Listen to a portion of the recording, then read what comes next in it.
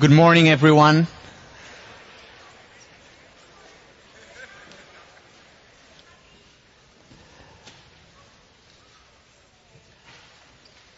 Hi, so the semester has started officially today. I'm glad to see you here. Just a couple of announcements. Also, hi to the extension school students. Last time we said hi to New Zealand. Today we're saying hi to Ireland.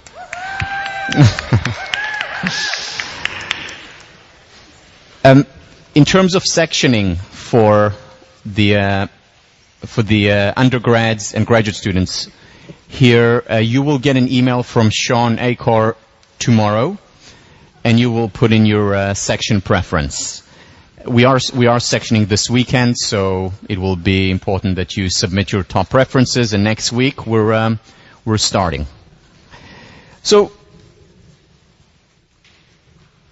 last time, if you remember, the question that we asked, the guiding question, was why positive psychology?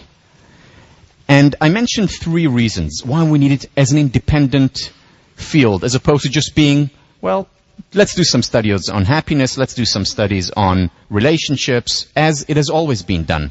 The reason why we need a positive psychology is to shift the pendulum from the 21-to-1 ratio that we have today. For every one study on depression or anxiety, we have 21 studies on, for one study on happiness or well-being, we have 21 studies on depression and anxiety. And we want to shift that pendulum slightly. And I mentioned 3 reasons why we want to shift this pendulum, despite the fact that there are rising levels of depression around the world, that anxiety has become an epidemic globally. On college campuses in the United States, China, Australia, UK. Despite that fact, I argued that we need to shift that pendulum and do more quote-unquote positive research. Or in other words, research that focuses on what works. And the reason is, the first reason that we gave, and we're just finishing up, is because the questions that we ask, whether it's the research questions that we ask, or the questions that we ask of ourselves or of our partners, matter. And if our only questions, or primarily our questions, are what is not working, what is the problem, why are so many kids failing as a result of their circumstances, if we only ask these questions, we will literally miss an important part of reality. Just like you miss the children on the bus in the exercise. Most of you did. And if we also ask the positive question, then suddenly new possibilities, new quests open up. Just like they did for the researchers when they started to ask no longer why do so many individuals fail, but started to ask, what do some individuals do and succeed? Why do some individuals succeed despite the unfavorable circumstances? And then we had the story of Marva Collins, who exemplifies so many of the themes that we'll talk about throughout the course.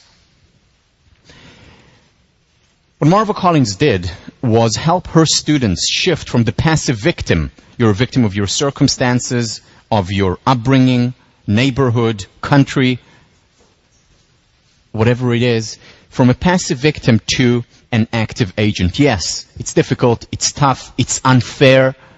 However, it's your responsibility. No one is coming. It's up to you to make that difference in your lives. And she made a difference to thousands of people's lives and continues to do so. In other words, if we look at the case of the Chicago school system where Marva Collins was teaching, the conventional, traditional question was, if you remember, how can we keep these students in school for as long as possible? How can we keep them in school beyond the age of 10 or 12 so that they don't join street gangs, so that they're not hurt by drugs or crime? How can we keep them safe in school? An important question to ask. However, not enough. Marva Collins comes along and reframes the question. And her question becomes, how can we cultivate the seed of greatness in our students? And that, once again, made all the difference, because she saw the seed of greatness in each student. She saw the strength, the virtues in each single student. A seed, a strength, a virtue, a competence that other teachers did not see because they did not ask this question. Because they asked, metaphorically speaking, how many geometrical shapes do you see on the screen? And they completely miss the children on the bus. They completely miss the seed of greatness. And when we don't see the seed of greatness, when we don't water it and shed light on it, it withers and dies, which is unfortunately the fate of most human potential. Wherever we go, that is the fate of most human potential, interpersonally in relationships, in most organizations, in most universities, in most individuals. Questions make a difference, which is why it is also important to ask the positive psychology question, which is the salutogenic question. What is the source of health? What is the source of success? What is the source of well-being? So that's the first reason. The second reason, before I go to the second reason, if Marva Collins was here today, here is the question that she would be asking us. How can we cultivate the seed of greatness in ourselves and families, in our communities and organizations, in our nation, and in our world? And when we ask this question, this very important question, suddenly we see possibilities that we didn't see before.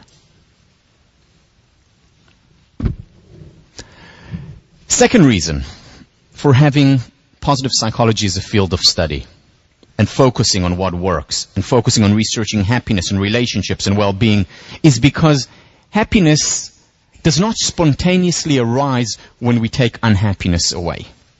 Now, happiness and unhappiness, or happiness and neurosis and psychosis and depression, are interconnected, of course. It's very difficult to be happy if we're experiencing severe depression or anxiety. So they're certainly interconnected. However, just getting rid of the anxiety or the depression will not in and of itself make us happy, which is the conventional wisdom today, which is the conventional wisdom of many psychologists, practicing psychologists. Well, let's just get rid of that depression and then everything will be fine. It won't. The analogy to explain this is, think about the ability to enjoy food, a gourmet meal. Now, if we have indigestion, it is very difficult to enjoy food. So yes, we first need to get rid of the indigestion. However, that in and of itself does not guarantee us that we enjoy food. We have to go out and eat the gourmet food to enjoy it. Just getting rid of indigestion is not sufficient. We need the next step. Many ways you can look at most of our experiences, psychological affective experiences, on a continuum, where some of them fall below the zero, the negative experiences or the painful experiences, and the positive or the pleasurable experiences between the zero and the positive. Neurosis, anger, anxiety, depression, psychosis, to name a few. On the negative side, the painful side, well-being, satisfaction, joy, excitement, happiness. On the other side, which is the side that positive psychology studies. Again, getting rid of the negative does not guarantee us the positive, which is why already in the 1840s, David Henry Thoreau wrote that most men lead lives of quiet desperation, where it's okay, there's nothing really wrong, but it's just somewhere there. In the words of Pink Floyd, people are comfortably numb. Comfortably numb. Not enough. How can we get beyond that comfortably numb? How can we get beyond that quiet, okay, desperation, to excitement, to joy, to happiness? And in order to do that, we need to cultivate these traits. Once again, they don't spontaneously emerge once the painful experiences go away. And that is why we need a positive psychology. Positive psychology essentially focuses on the health model, salutogenesis. What is the source of health? Physical, psychological, emotional. How do we get people to flourish intellectually, emotionally, psychologically, interpersonally, intrapersonally? How do we get them to thrive? beyond just getting rid of what's not working in their lives.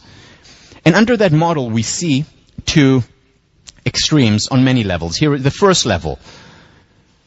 Do we focus on weaknesses, which is what the disease model say, let's get rid of weaknesses, or do we focus on strength? Well, when you ask people this question, and this was done by the Gallup organization, a poll, global poll, whether it's in Japan, China, United States, or Europe, most people think that it's more important to focus on their weaknesses if they are to succeed. Big mistake.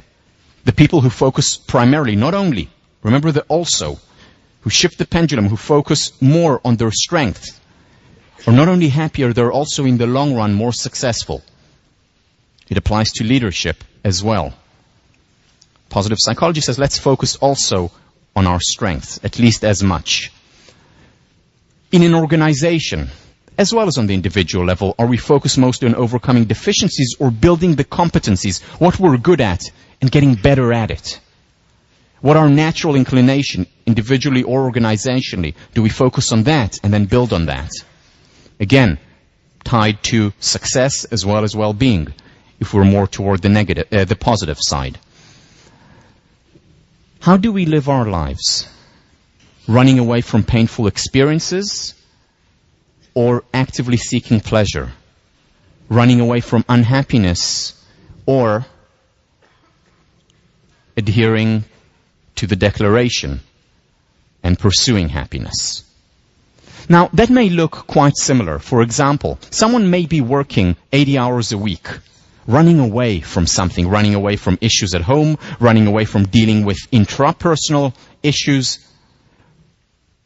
And that may look exactly the same as a person who works 80 hours a week and who is extremely passionate about what she does. May look the same, but from the inside they feel very different. One is the disease model. Let's run away from what's not working. The other is the health model. Let's pursue my passions, what I love to do. With the disease model, the optimum level is the zero. Let's just be okay. Let's just not hurt. And again, that's important to get rid of hurt. It's important to get rid of depression. But what the health model is saying, that's not enough. Let's go beyond that. Let's go to the excitement, to the fun. Because the ideal is not just a tensionless state, it is the creative tension. And we'll talk about it and we'll read about it when we do flow. Flow is the state where we're excited, where we're engaged in what we're doing, where it's much more than being comfortably numb. In fact, it's being a little bit uncomfortable. It's being outside of our comfort zone. It's being in our stretch zone. Not the panic zone where it hurts, the stretch zone where there is excitement, where there is some nervousness, there is also growth there. So what do you want? Where do you want to go? What do you want to pursue? Do you want to run away from pleasure? Run away from pain? Do you want to run away from unhappiness? Or do you want to pursue happiness and pleasure? Do you want to focus primarily on your deficiencies, your weaknesses, or your strengths? What is the optimum? What is the ideal? Is there a glass ceiling, the zero? Or can it go on and on? More excitement, more enjoyment, more passion. Now, there's something threatening about the health model because there is really no limit and there are less prescriptions there, certainly today, than in the disease model. Positive psychology, the field of health psychology, is in its infancy. There's much more research, much more advice out there on how to get rid of depression than on how do I pursue my strengths. But fortunately, and again, this is why positive psychology as a network of scholars applying themselves to these ideas and ideals is so important. Because today, as you'll see throughout the semester, there are so many more tools that we can apply to our lives to go beyond the zero.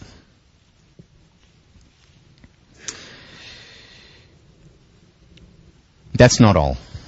So we said that there are three reasons. It's about where we focus. Focus creates reality. It's about happiness is not just the negation of unhappiness. The third reason why positive psychology is important is because positive psychology and the areas that we study, and more importantly, apply within the field of positive psychology, do not just take us from the zero to the positive. They also help us deal with the negative. They help us deal with anxiety and depression and painful experiences and emotions.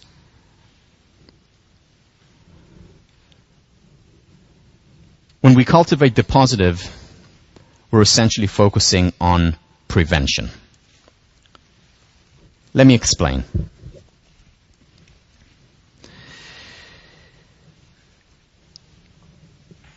What has been found over the last 10 years and a little bit longer is that the most effective way of actually dealing with the rising levels of depression in our culture, with individual depression or anxiety, is actually not to focus on the depression and anxiety directly, though that is important as well. It was found that the most effective way of dealing with this phenomenon was actually to cultivate the positive, to cultivate personal strength, to cultivate and identify one's passions, to ask a question such as, what is meaningful to me in my life? What's my purpose? Why am I here? What do I really, really want to do once I graduate? People who ask these questions and spend time on these questions are much more likely to begin a quest that is not devoid of the painful emotions. No quest is. But a quest that is more enjoyable, more pleasurable, more meaningful, and also more successful, as it turns out. But more importantly, more successful in what I call the ultimate currency, which I think is the currency of happiness and well-being. The reason is because there are two different approaches to dealing with illness. One, the positive psychological approach, is that the illness is the absence of health, as opposed to health as the absence of illness. I mean, think about the disease model. The disease model is we're sick because we're ill, and did you listen to that? We're sick because we're ill. That was very profound. You should think about it for a while here. I'll let it time just to marinate a little bit so that you can... Let me start that again. If we take away the illness, then we become healthy. That's the model, the conventional model. Take away the illness, you become healthy, it's good. The positive psychological model is slightly different. It is you're ill because you don't have enough health in your life. Because you're not pursuing those things that make you healthy. And what makes you healthy? The things that I spoke about before. Pursuing meaning, purpose, cultivating healthy relationships. And when we don't have these things, that's when illness comes in. Now, the difference between the two models, the model of the health model and the disease model, is more than just semantic. Here is Abraham Maslow talking about neurosis.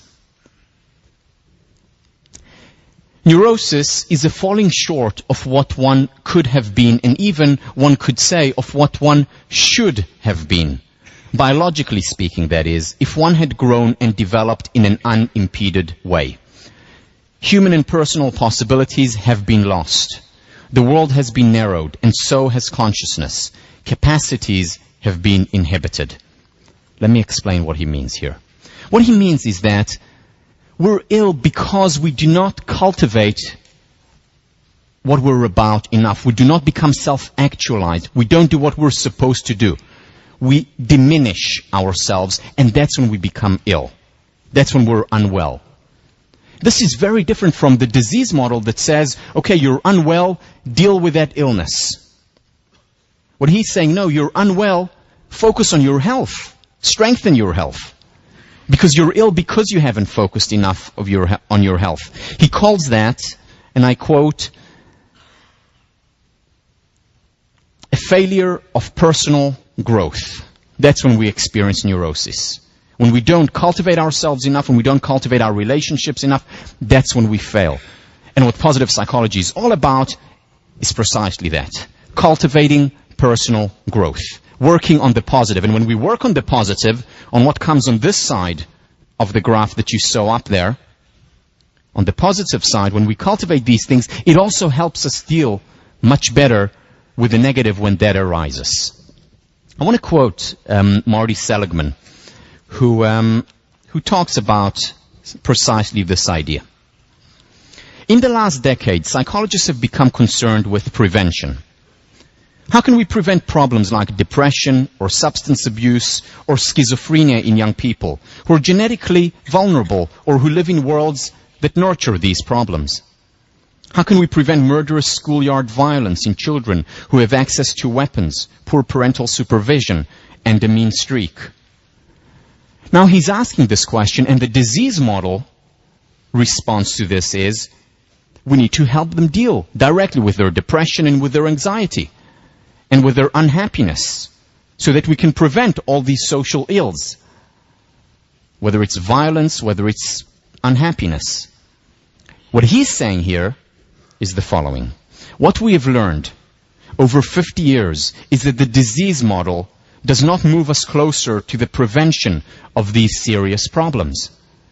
Indeed, the major strides in prevention have largely come from a perspective focused on systematically building competency, not correcting weakness. In other words, the health model. Let's work on competencies. Let's work on strength. Let's work on relationships. Let's help them identify something meaningful in their life, their passion. And that's how we will, over time, also help what comes on the negative side. Health model versus the disease model that goes directly to deal with the disease. Now again, Seligman is not saying to the exclusion of. He's saying also. He continues. We have discovered that there are human strengths that act as buffers against mental illness. Courage, future-mindedness, optimism, interpersonal skill, faith, work ethic, hope, honesty, perseverance, the capacity for flow and insight, to name several. We've shown that learning optimism prevents depression and anxiety in children and adults, roughly halving their incidence over the next 2 years. Similarly, I believe that if we wish to prevent drug abuse in teenagers who grow up in a neighborhood that puts them at risk, that the effective prevention is not remedial. Rather, it consists of identifying and amplifying the strength that these teens already have. It's exactly what Marva Collins did. Focus on the health and cultivated that. Watered it and shed light on it and realized it. We'll talk about all these ideas throughout the course. What the health model does, this is a theme that will go throughout the course, is cultivate capacity.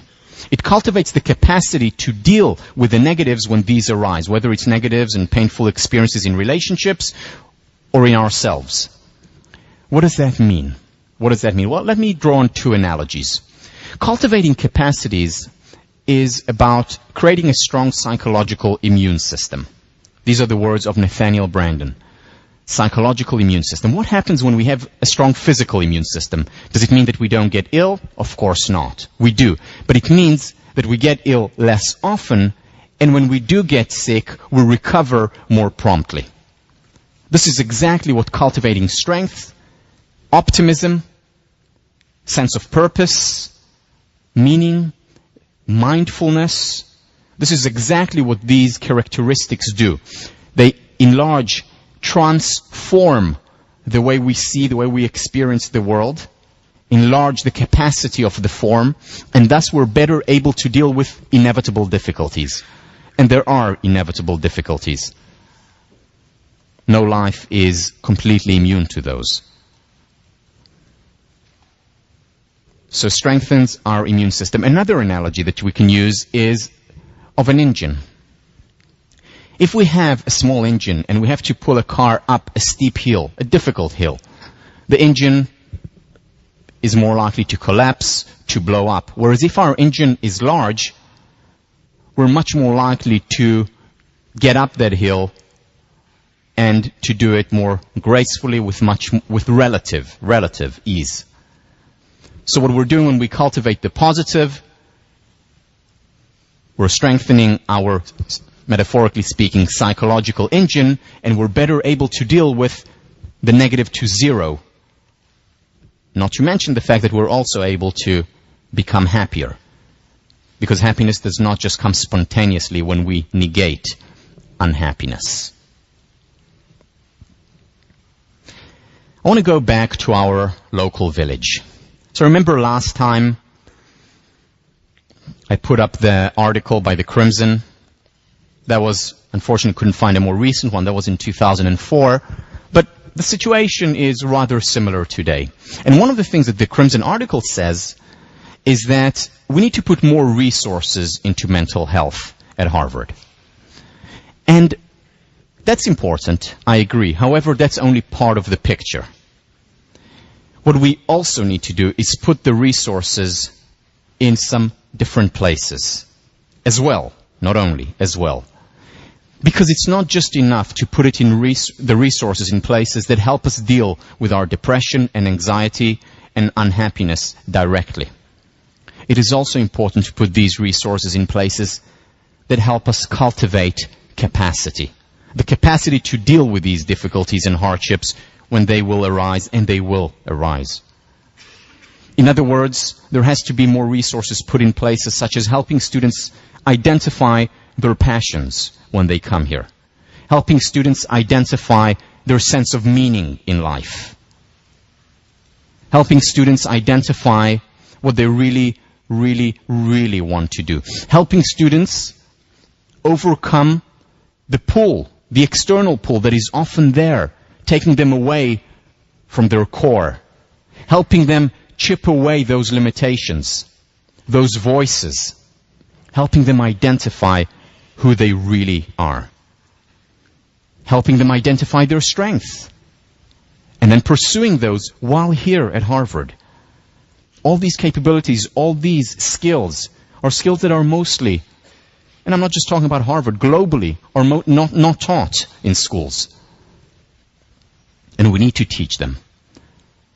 This is not to say that what is going on at Harvard with the numerous resources that we do have here is not important. It is very important. Just a small example, the Bureau of Study Council. I don't know how many of you have used that resource. I've used it as an undergrad. I still use it. Now I'm doing some work with them. Did some work with them last year, and they're wonderful. And at the same time, we also need to cultivate the positive, to think more of the zero to the positive side of the equation as well. And this is what positive psychology does, and I hope this is what 1504 to some extent will help do. To summarize, the message of the positive psychology movement is to remind our field that it has been deformed. Psychology is not just the study of disease, weakness, and damage. It also is the study of strength and virtue. Treatment is not just fixing what is wrong. It is also building what is right. Psychology is not just about illness or health. It is about work, education, insight, love, growth, and play. And in this quest for what is best, positive psychology does not rely on wishful thinking, self-deception, or hand-waving. Instead, it tries to adapt what is best in the scientific method to the unique problems that human behavior presents in all its complexity. It's about bridging the ivory tower and Main Street in the area which I believe is the most important one and talks to each and every one of us.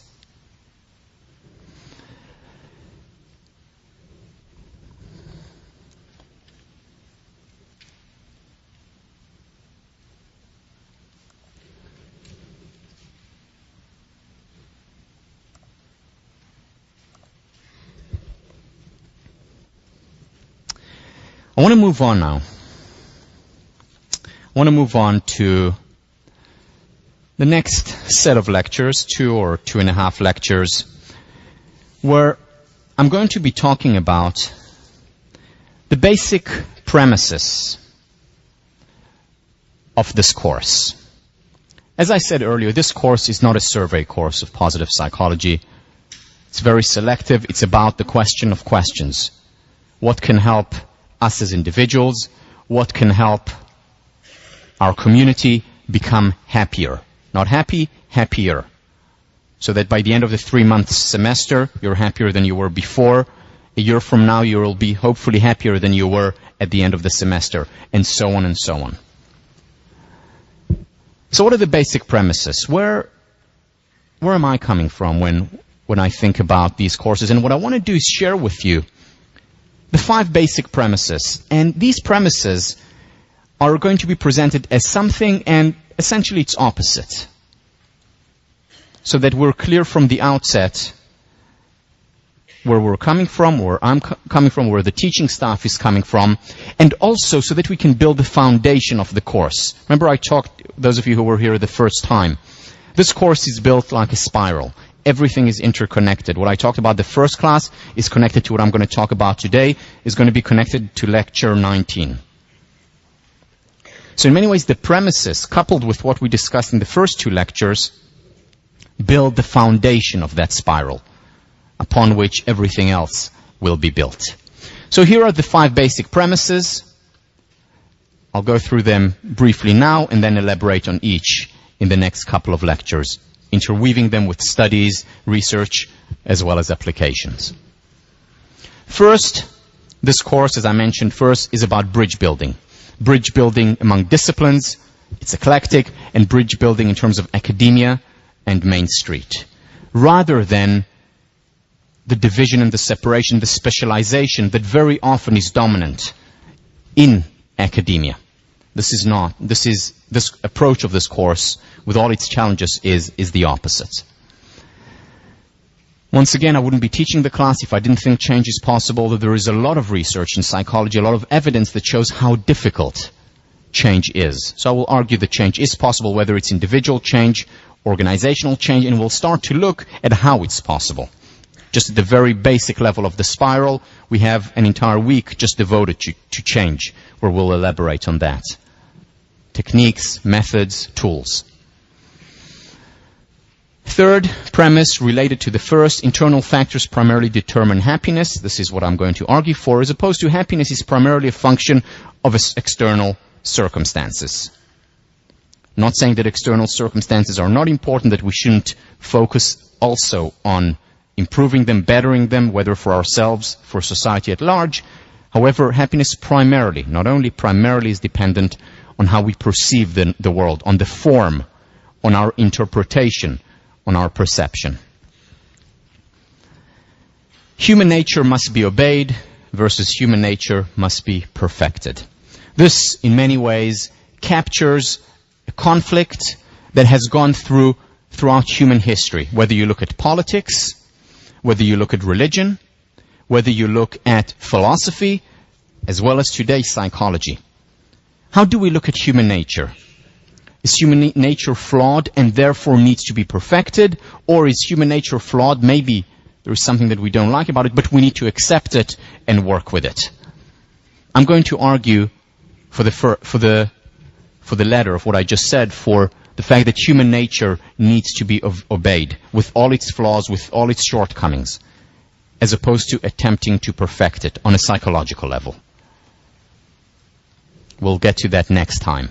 Controversial, though very important foundation of mental health and well-being. And finally, what I'm going to argue for is that happiness is and ought to be the ultimate end, the end which we pursue, and that is also a moral claim, as opposed to happiness just being another secondary pursuit, and that there are pursuits that are higher, more important, more moral than that. Once again, may sound controversial, I'll try and reconcile the dis-ease, the unhappiness that you may experience thinking about that. Again, more on that next time. So let me begin with bridge building. Here I'm going back to what I talked about right at the very beginning of the first lecture, the idea of bridging Ivory Tower and Main Street. There are many people in academia, outside of academia, who divide the world essentially into two. They talk about the real world that is outside, that is dirty, impure, profane, versus academia, which is lofty, idealistic, sacred. The sacred versus the profane. This distinction hurts. Hurts academia and hurts people who are outside of academia. Alfred North Whitehead, the philosopher, the careful shielding of a university from the activities of the world around us is the best way to chill interest and to defeat progress. Celibacy does not suit a university. It must mate itself with action. This is very important for a university. Sheldon White, who was my thesis advisor as an undergraduate here, talked about a second psychology. And he said a second psychology is a psychology that leaves the labs, that draws on research done in the labs, that is important and meaningful, however, doesn't only focus on that. It goes out to the outside world, interacts, gets its hands, its minds dirty, does work outside, and then applies its work, and then learns from the quote-unquote dirty experiences and brings it back to the lab, and so on in an upward spiral. He called it the importance of a second psychology, which is what Alfred North Whitehead is also talking about. Now, you may be sitting here, and most of you are not going to go into academia. And you're thinking to yourself, okay, fine, so university, academia must mate itself with action. What does it have to do with me? How is this relevant to me? Not only is it relevant to you, it has everything to do with you. And here is why.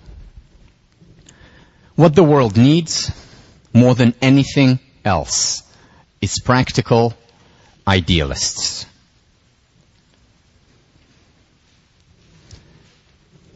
For 6 years, I was a resident tutor in Leverett House, when I was a graduate student and then also when I started to teach.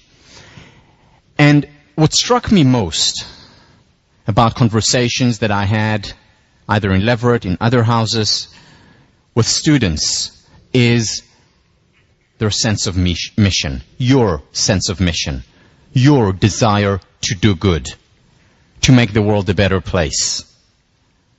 And as I followed many of the students after they graduated, whether students who were with me here as undergrads or students whom I tutored, when I followed the paths, it wasn't just empty words. These students went ahead and did wonderful things, whether it was right out of college, whether it was once they established themselves. But there was always this in the back of their mind, very often the fore of their minds. How can I make this world a better place? Passionate, idealistic, good. In the deepest sense, good. This desire to make a difference, common to just about all students.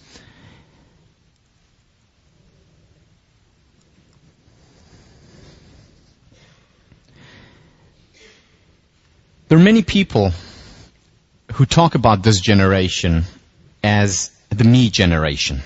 All I care about, all this generation cares about is, well, let me just make more money. Let me just get a bigger house. Let me just be more successful and accrue more accolades, more prestige. This is a false stereotype. Yes, accolades, prestige, money is important. It's important to most people in the world. Big deal. But what these people who have these stereotypes, where they err, is that they see just that. And they don't see the desire to make a difference. You know that 1,800 students at Harvard each year, above 1,800 students, are members of PBHA.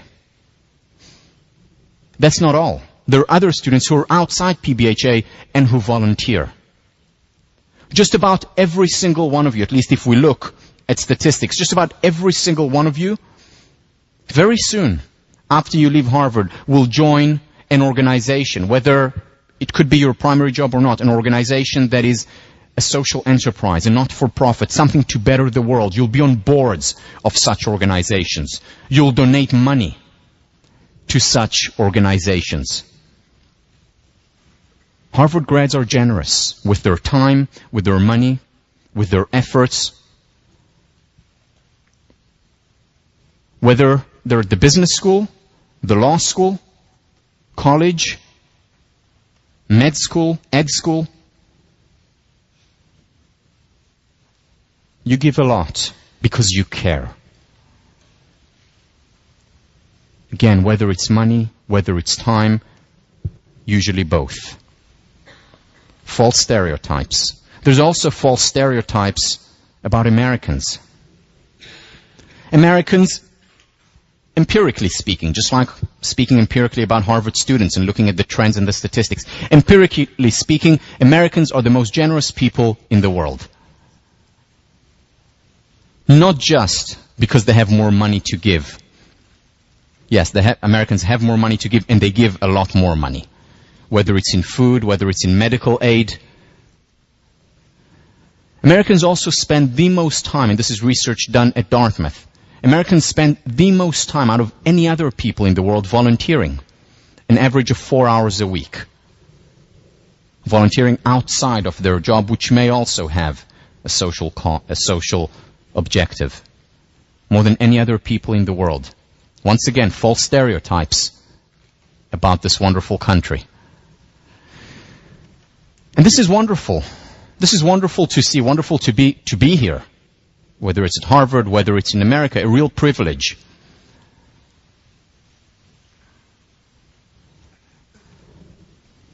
You see, many of you, not far from now, not a long time, you will be in influential positions where you will be able to do a lot of good in a for-profit organization, not-for-profit organization, on the board of your previous school, with your money, with your time. However, and here is the however. I've met many grads who were students with me, or students when I was a tutor, who expressed their frustration to me. Said to me, you know, I had all the good intentions in the world. I have all the good intentions in the world. I want to do good. I've donated my time, my money, but I feel that something is missing. I feel that I've fallen short of my potential to really make a difference. Why? Because goodwill and idealism, while necessary, they're not sufficient. Not enough. Because very often, with very good intentions, we may fall short of what we're capable of doing, or, in some situations, even hurt more than help. And we'll look at some of these studies, hopefully still today, where very good intentions actually hurt more than they helped. Psychologists for decades had very good intentions about helping at-risk population. A lot of money, millions and millions of dollars went into that, with very little effect. Why? Because they didn't also ask a question that they needed to ask, which was, in that particular case, the salutogenic question. Why do some individuals succeed despite unfavorable circumstances? There were very good intentions before this question was asked. There was a lot of idealism. It wasn't enough. And very often, some of these interventions engendered the passive victim mentality as opposed to the active agent mentality that Marva Collins instilled, that programs by Karen Rivich and Marty Seligman instill. And this is where psychology can help. You see, because we can take the research and apply it. We can take this research and apply it, which goes back to the point why it's so important to bridge Ivory Tower and Main Street. Most of this research is not applied. So, for example, how many teachers working in the classroom day in and day out know about the Pygmalion effect? The Pygmalion effect that we're going to talk about next week or the week after shows how teachers' expectations are self-fulfilling prophecies. And if we have high expectations, if we see the seed of greatness in the student, that seed of greatness is much more likely to flourish. Whereas if we don't appreciate it, it will depreciate, wither and die. Not many teachers know about these studies and how they create, through their beliefs, a self-fulfilling prophecy when it comes to their students. How many teachers know about Marvel Collins? Every teacher in the world, on the first day of teacher training, needs to learn about Marvel Collins and the Pygmalion effect. They don't do that. How about this? Self-esteem. How do you increase self-esteem? If I had to do a poll here, most people guaranteed would say, praise people. Praise people, praise children, it will enhance their self-esteem. Right, partially right, and if it's taken as the whole truth and nothing but the truth, it's detrimental. Because there's a lot of research that shows that when we praise people indiscriminately, we're actually, in the long run, potentially hurting them more than we're helping them. Whether it's their well-being, as well as their success. But the self-esteem movement mostly says, praise people, praise children all the time. And again, that's important. But it's also important to know how to praise. How many people are familiar with the work of the Stanford psychologist Carol Dweck? Well, you're going to be familiar with it in a few weeks. Idealists, many idealists with good intentions are not. And they continue to support or to practice self-esteem as indiscriminate praise, ultimately hurting more than helping.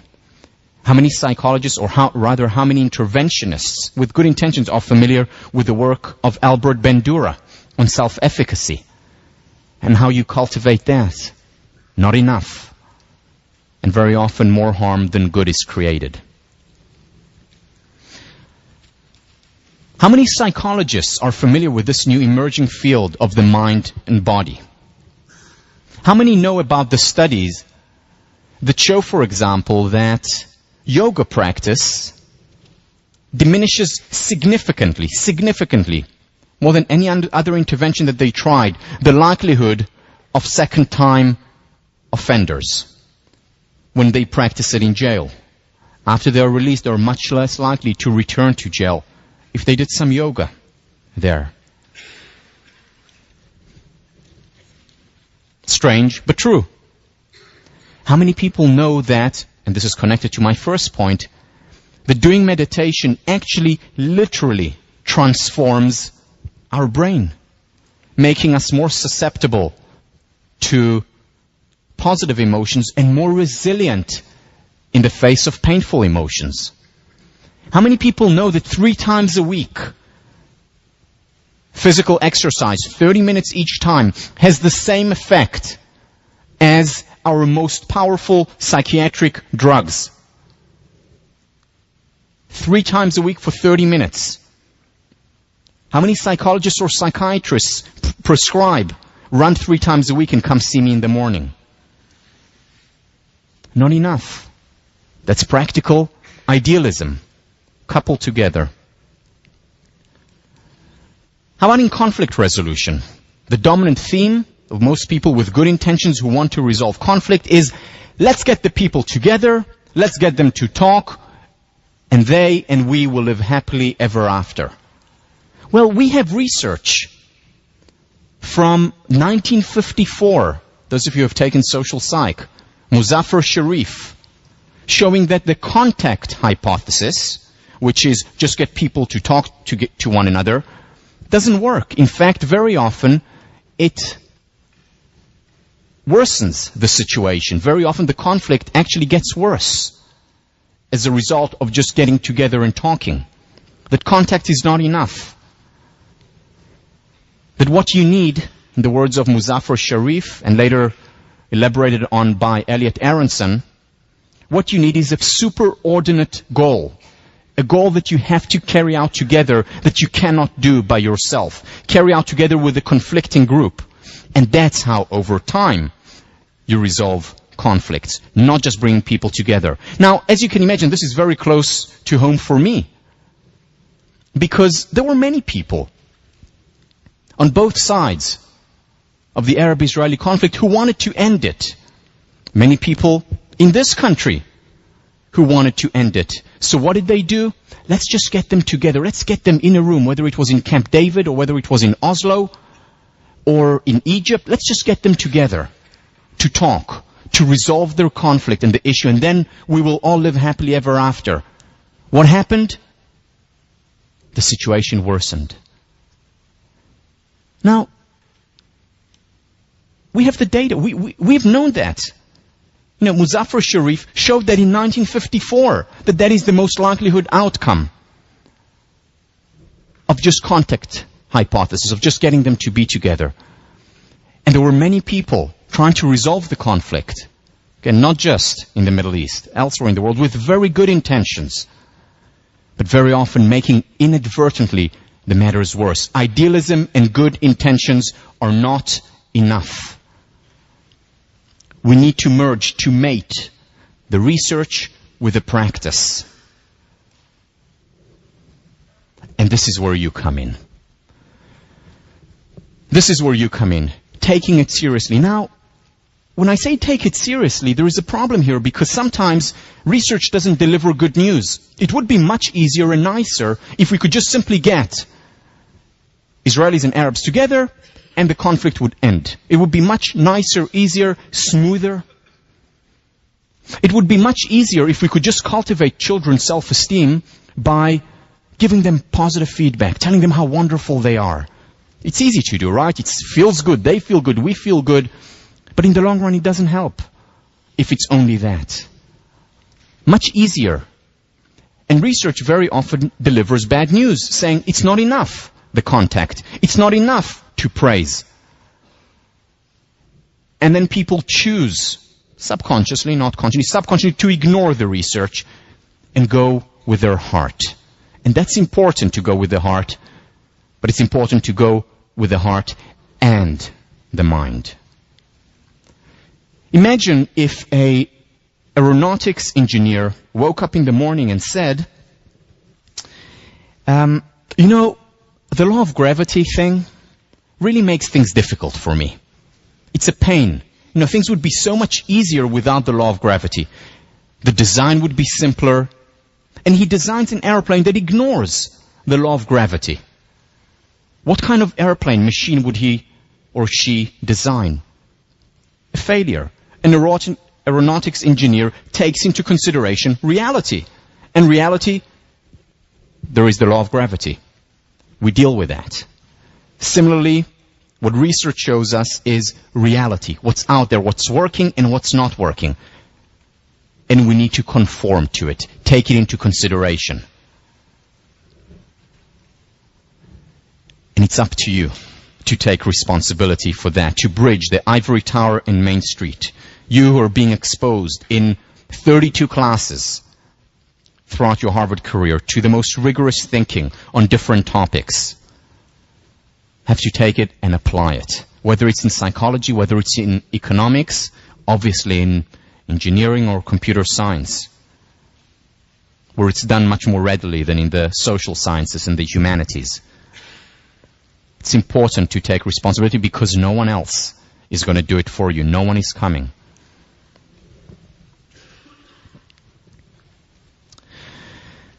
Premise 2.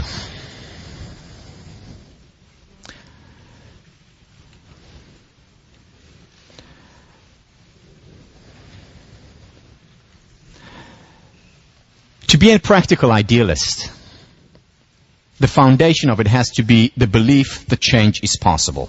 Because if change was not possible on the individual level, on the societal level, why am I doing what I'm doing? Why would I spend time? Let me just be a hedonist and try and enjoy my life as much as possible. Now, for many of you, when you look at this, you may say, well, okay, yeah, change is possible. I believe that. And why do we need to have it as a basic premise of the course, as opposed to the change is elusive? Well, in the context of a psychology course, it's anything but trivial that change is possible. Let me share with you one study to illustrate what I mean.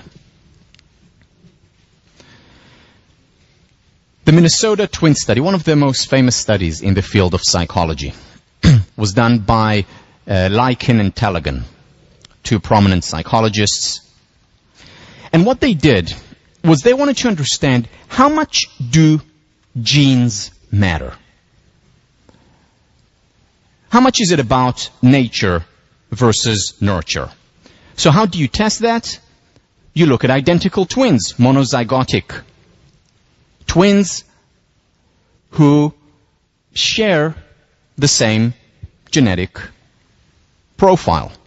And you look at those who are reared apart.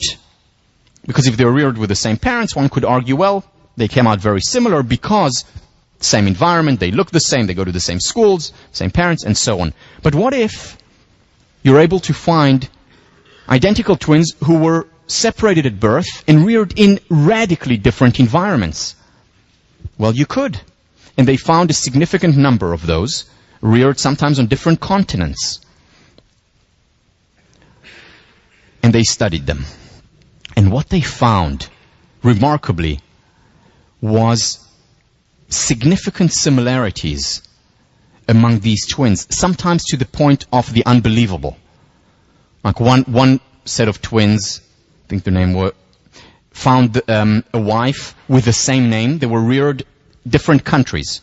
Didn't know about each other until the age of 37. Married similar wives. Enjoyed drinking the same beer. Called their children by the same names. I mean, there were some mind-boggling similarities. Again, this was an exception, but there were quite a few of those exceptions.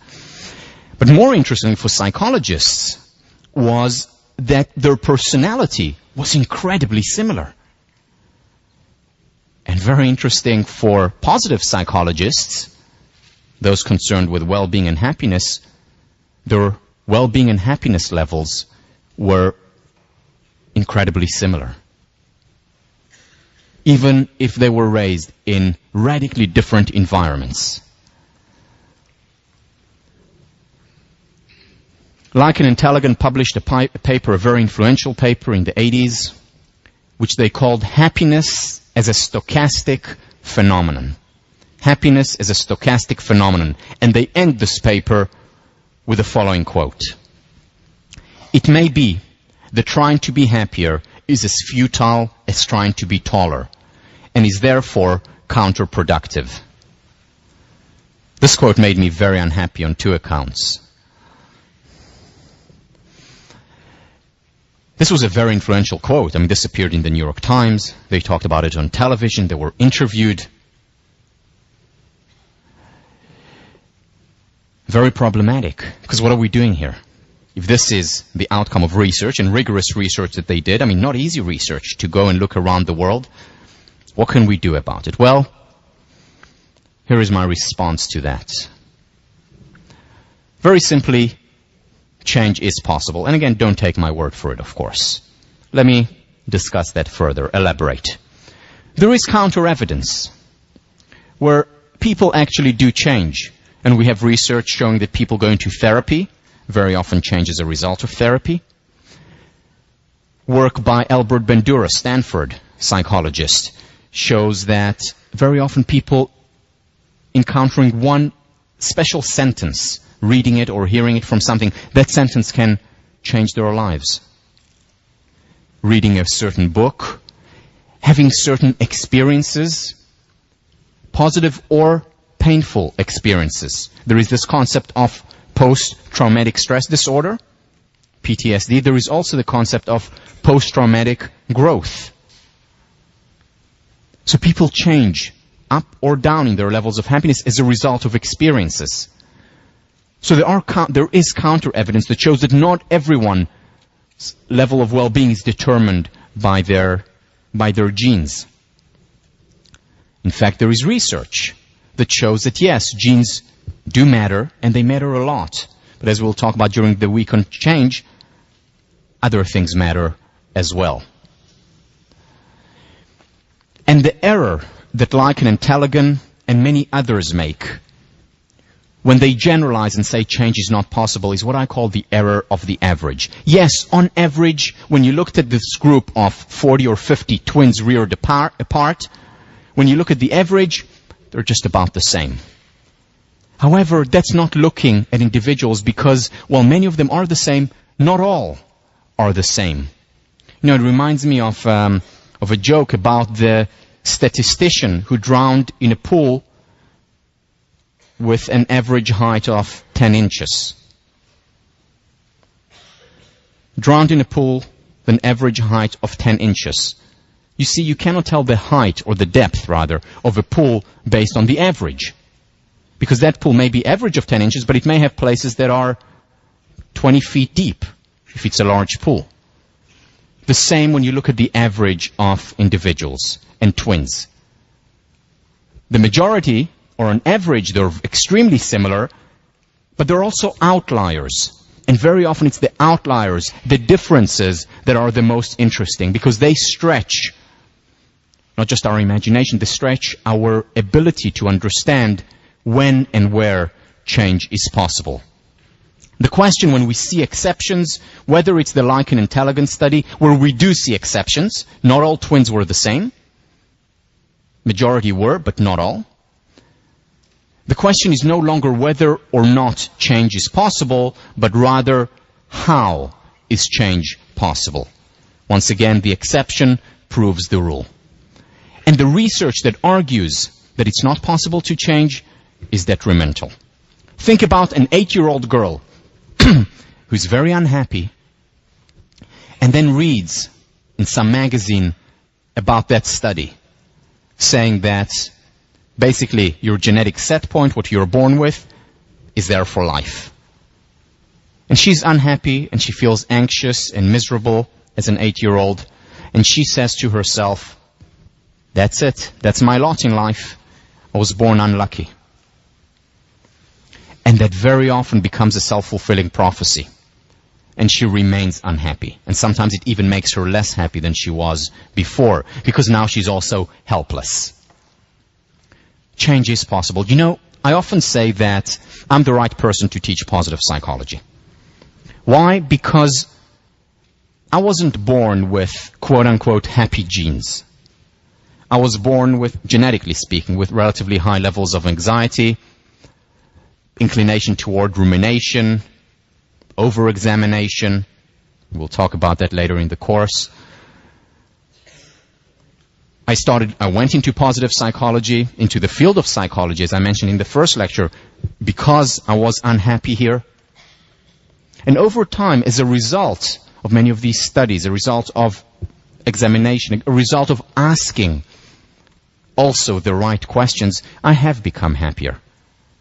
So on a personal level, I know it's possible to become happier. Now, I'm happier today than I was 15 years ago when I started. I hope to be happier 15 years from today than I am today. It's a lifelong process, but it is possible, and many people show that it is possible. And those who argue that it's not possible and use science to argue for that very often are hurting more than helping the field. Now, by the way, Lycan-Intelligence were interviewed recently in Times Magazine issue on happiness. And let me quote to you what they said. This is in 2005, Lycan. I made a dumb statement. It is clear that we can change happiness levels, up or down. So they went back on their statement. You know, it was a sensationalist statement at the time. It certainly is possible.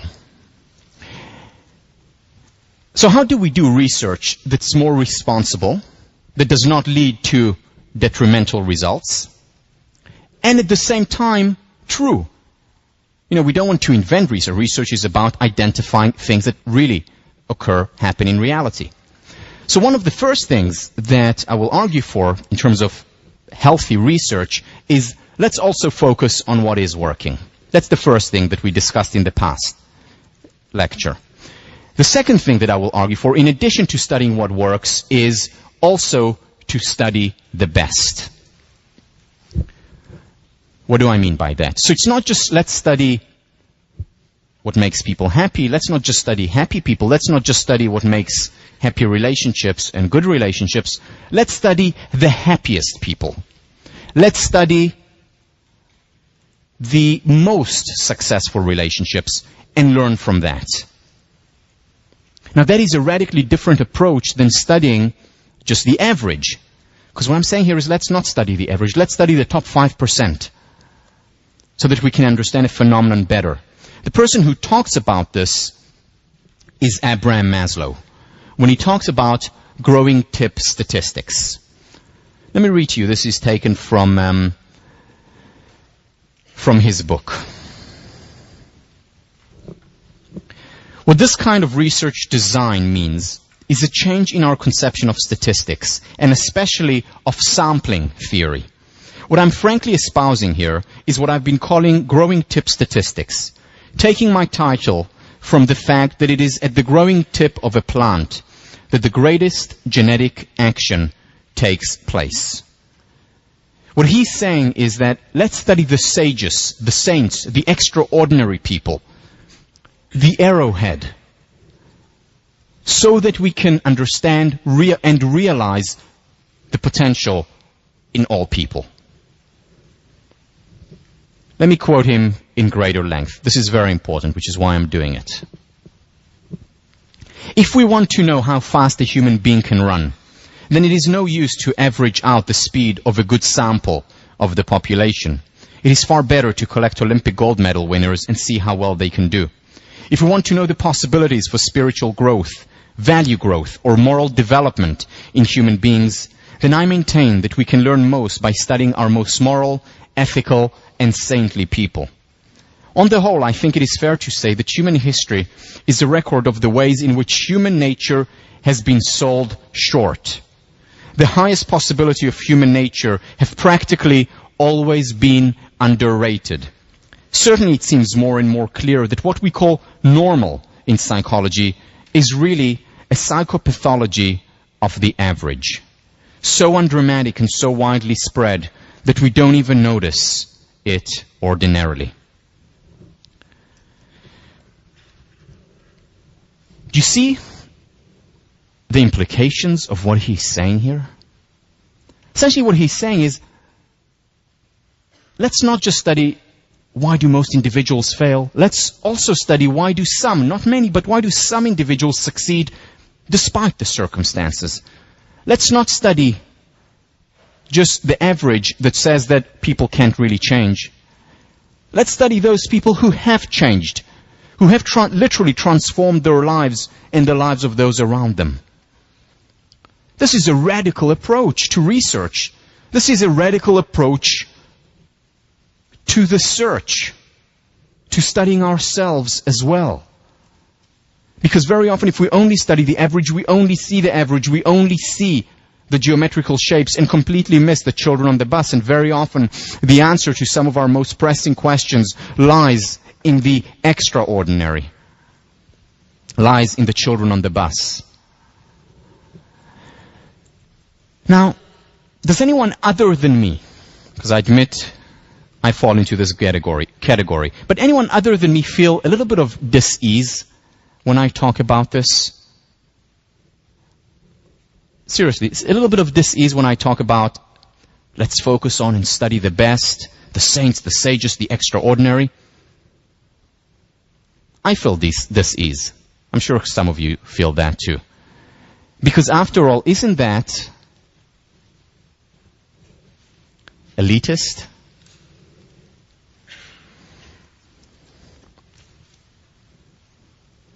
Shouldn't we study the average because we're concerned not just with the elites, we're concerned with the average? So there are two answers to that. Why I still maintain, and I must admit, I still feel some dis-ease every time I teach this, every time I think about this. And then I think to why it is so important to study the best, why the growing tip statistics is such an important approach to research that I encourage my students to carry out. First of all, because it's not to the exclusion of the average. Just like positive psychology does not say, let's exclude what's not working, let's exclude study of pathology. Similarly, growing tip statistic is not saying let's not study the average. It says let's also study the best. So this is the first thing to alleviate the concern of elitism. But the second issue, the second response, is even more important. Because everyone benefits when we study the best. And the quote-unquote average, whatever that means, the quote-unquote average benefits even more than the best from this kind of studies. Why? For example, the study of resilience. We could have gone on and studied the average at-risk population for decades and centuries. And very little advances would have been made. Very little advances were made. It was only when we started to study those quote-unquote best examples, those successful kids, those quote-unquote super kids, as they were initially named. It's only when we started to study those that we actually understood how we can best help that population. And once we applied what we studied, the resilience issue, everyone benefited and continues to benefit from it. That's an example of growing tip statistic research. Or how about the study of meditation? So I want to study how to meditate.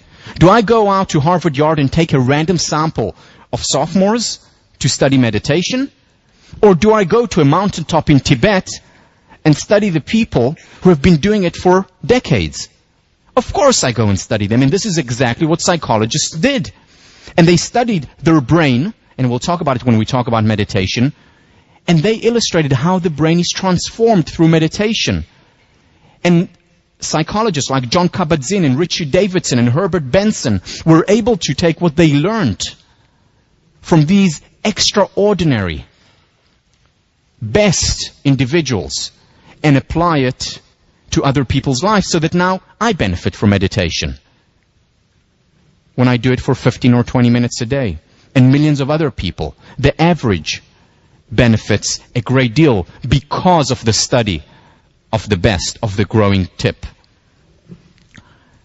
How about relationships? Can you imagine a study of relationships throughout human history that focuses on the average? What's the average relationship in human history? The average relationship in human history is one in which the woman is subjugated. That's the average relationship in human history. Now, what if we just studied that? Would that be helpful? No, it was when people like John Stuart Mill, who studied his relationship, which was at the time extraordinary, realized the potential of what all relationships can be, that he wrote his book on the subjugation of women. One of the most important books of the 19th century that has led to the feminist movement and to the equality movement. But what if we only studied the average? Would that have helped relationships? Not at all. How about teaching?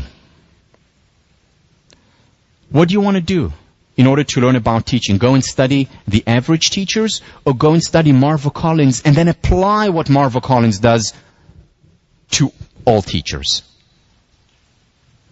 Everyone benefits when we focus on the tip of the stem. And this is why Maslow said that human nature and human potential has been sold short when we only study the average. It's also about studying our personal best, not just other people's best. Whether it's our personal best experiences, because if we study our best experiences when we were at our happiest, when we were at our most successful, when we thrived the most within the relationship, we can learn from it and apply it to our future as well. When we study our average, we're describing our lives. When we're studying the best within ourselves, we're potentially prescribing. Maslow again. Few in number though they be, we can learn a great deal about values from the direct study of these highly evolved, most mature, psychologically healthiest individuals. and from the study of the peak moments of average individuals, moments in which they became transiently self-actualized. If we learn from these experiences in ourselves, the question is no longer whether or not it's possible to experience it more and more in our lives. The question is, how is it possible to experience it?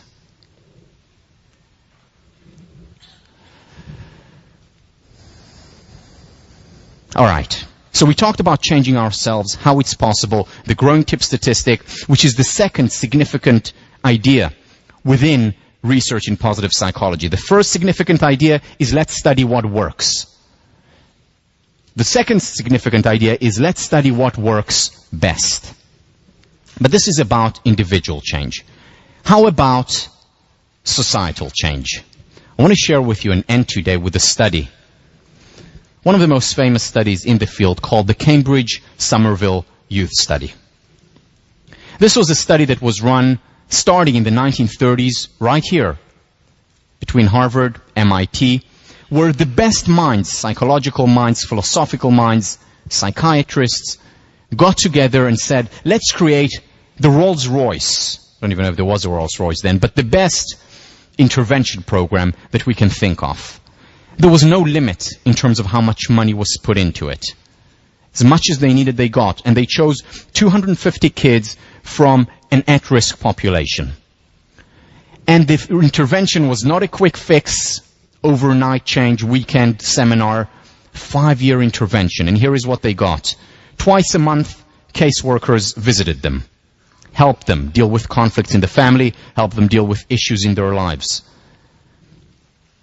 Half of them had academic tutoring, those who needed it. Got help, academic help. Psychiatric attention, all those who needed it, they were there. No limits on how much you needed. Whatever you needed, you got from the best minds in the field.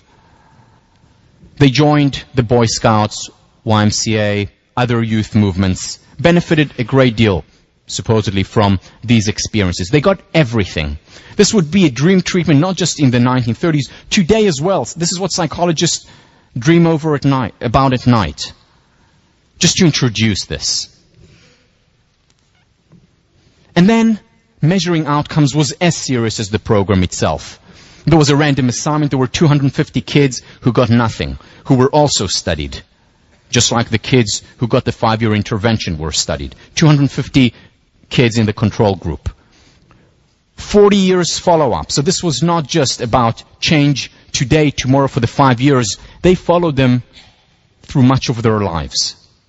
This was serious study. This was serious intervention. And the results were shocking.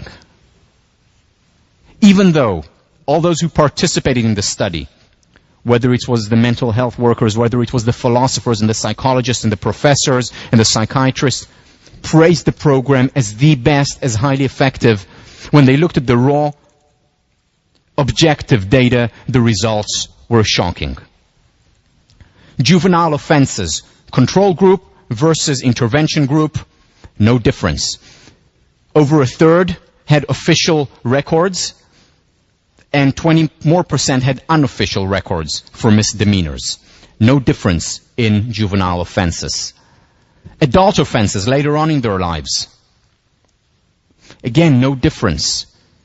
Over 20% offenses, whether against property or against person. In both groups, the 250 here versus the 250 here, which is a significant sample size. No difference whatsoever. Other measures, physical health and mental health, no difference whatsoever. But finally, there was a significant difference on alcoholism, the number of people who became alcoholic later on in life, as well as job status. How many people were able to get into what they termed the white-collar jobs? So at least there are results there. At least they found statistically significant results when it came to that. That's good, right?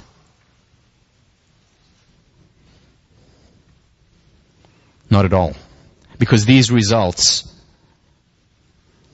were quote-unquote in the wrong direction, meaning there were more alcoholics in the intervention group than in the control group.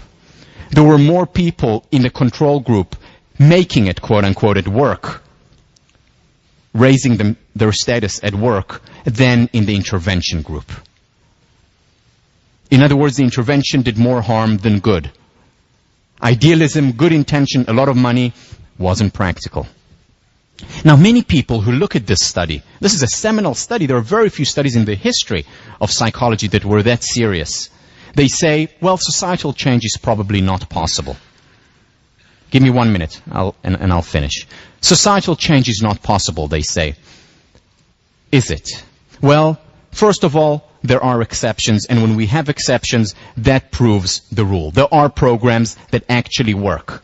Whether it's the work, again, of Karen Rivich and Marty Seligman from UPenn Resilience Program. Whether it's Marva Collins, who is certainly an exception, who shows how interventions work. And it's interesting to think about the difference between what Marva Collins does, where she doesn't give the students a sense of entitlement, where she praises them, but she gives them hard love as opposed to a free lunch, where she doesn't label them as needy, and the study perhaps labeled these kids as needy. There are many differences, but the key is to study this exception and for practical idealists to come together and to say, what is working? Let's study the best. Let's study what works and then apply it. Let's spread the word. Let's do what Maslow talked about back in the 1950s. What he suggested is a Manhattan Project type attack upon what I consider to be the truly big problem of our time, not only for psychology, but for all human beings with any sense of historical urgency. The Manhattan Project, when they created the atomic bomb, and whether or not you agree with the Manhattan Project normatively, positively what... 1 second, I'm almost done.